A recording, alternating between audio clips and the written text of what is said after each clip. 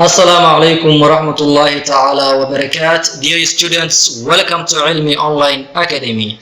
Casharka waa casharkii afaraad. Casharkan waxaan ku baran doonaa demonstratives oo ah muujiye.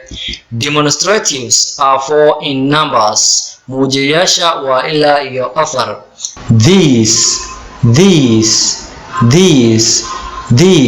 waa kan. These waa kan. waxaad u isticmaalaysaa markaad tilmaamaysid shay ku dhow oo hal shay ah. That kaas.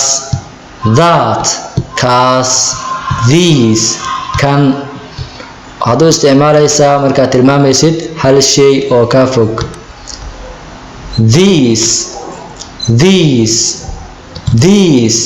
waa kuwan. These iyo these isku dhawaaq ay leeyihiin balse waxay ku kala duwan yihiin dhanka qoraalka. These waa kuwan. Those waa kuwaas. That waa kaas. Those waa kuwaas. Affirmative aan u tagno. waa affirmative waa xaqiijin. This is a book. Kani waa book. This is a book. Kani waa book. That is a book. Kaasi waa book. These are books. This is a book ayay ahayd. These are books ay noqoni markay jamac ay tahay. These waxay isku bedeshay this. Is waxay isku bedeshay halkan waa laga saaray books. Book waxay noqotay books. These are books. Those are books. Kuwaasi waa buugaag. Those are books. kuwaasi waa buugaag.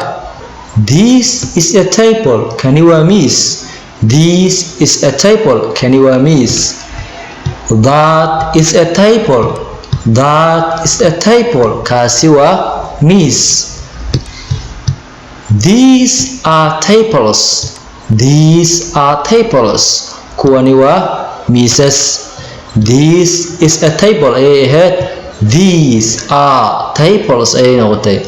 This is a table. These are tables. Kuwani waa miisas.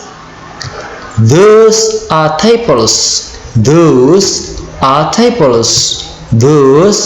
tables. Kuwaasi waa miisas.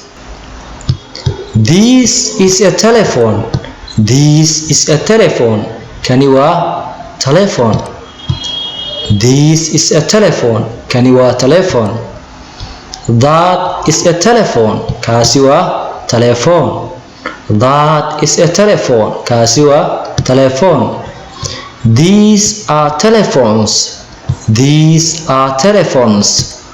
Kuwani waa telefono. These are telephones. Those are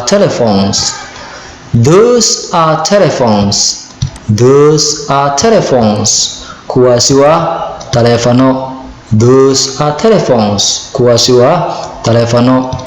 This is an English teacher. Kani waa macalinka englishka. That is an English teacher. Kaasi waa macalinka englishka. These are English teachers. Kuwani waa macallimiinta englishka. Those are English teachers. Kuwaasi waa macallimiinta englishka. This is Mr. Abdikarim.